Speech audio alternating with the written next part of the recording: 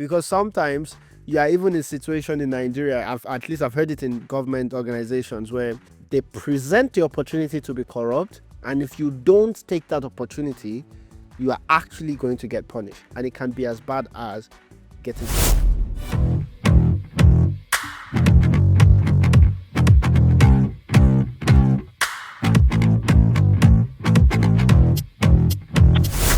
Nigerians are corrupt.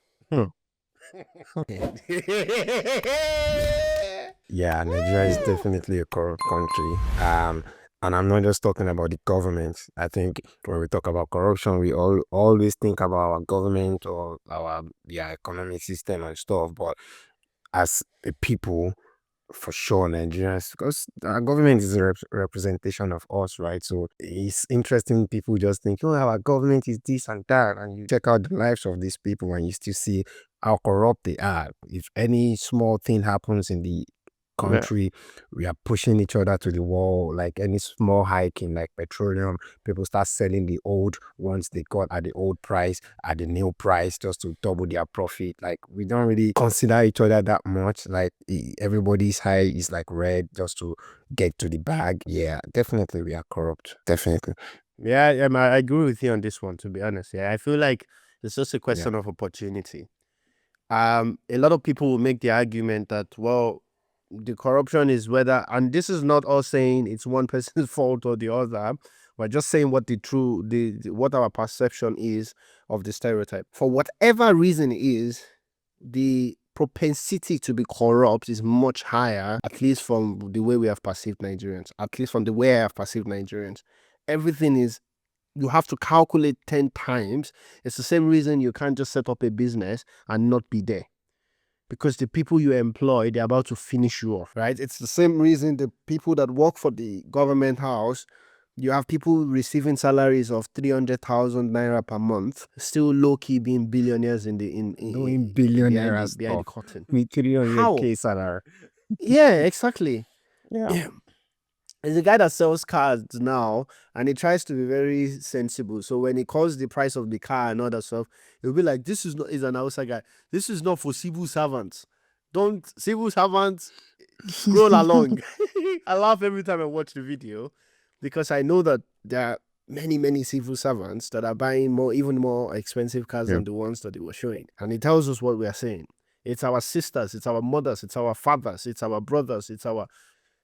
Again, this is not that all Nigerians are corrupt, but the propensity to find a corrupt individual is extremely high. We definitely have a few people with integrity. It's just not a lot. And many times over, when the opportunity presents itself, people do not disappoint. They play the game of corruption. And a lot of people will make the argument that it's because of the system that we have in the country. Money plays a huge role in how you are respected in society, in what you are capable of doing in society, and it's very difficult to get, quote unquote difficult to get. And for this reason, if there's an opportunity to do it faster, if there's an opportunity to, I've seen people, that Nigerians as well, that did not participate in corruption, but almost more times than not, they suffer for it. Like, you hear it more often that, he didn't do it, that's why he's not now successful anymore. Because sometimes you are even in a situation in Nigeria, at least I've heard it in government organizations, where they present the opportunity to be corrupt, and if you don't take that opportunity, you are actually going to get punished, and it can be as bad as getting killed. Where the corruption is now, you have to do it. You cannot be coming here and be Judge Judy. We are doing it. If you are a part of this organization, you have to do it. That's how bad it can get. It's not necessarily peculiar to Nigerians.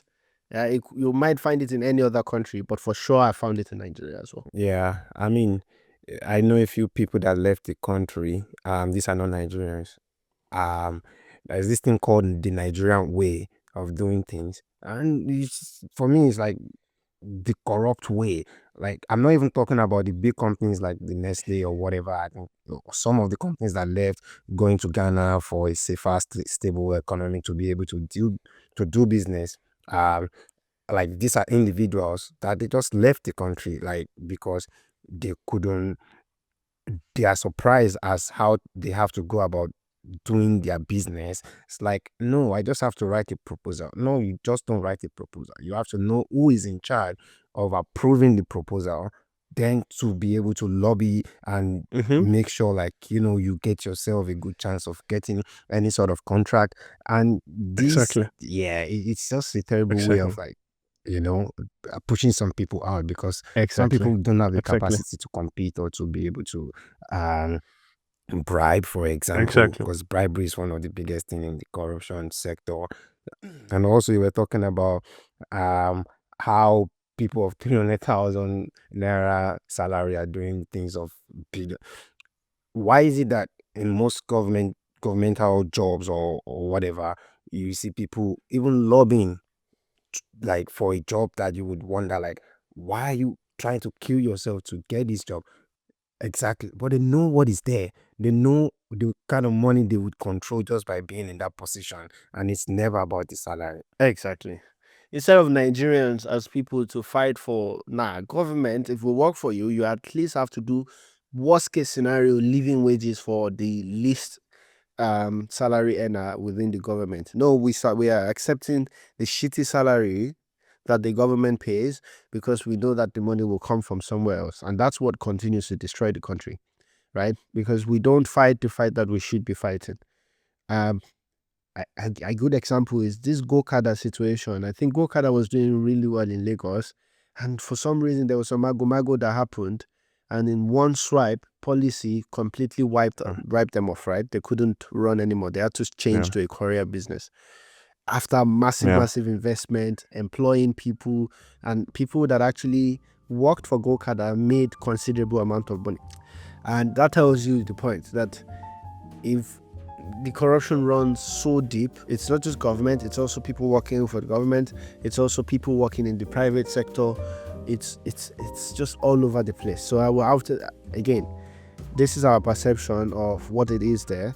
It's not to say that all Nigerians as individuals are corrupt,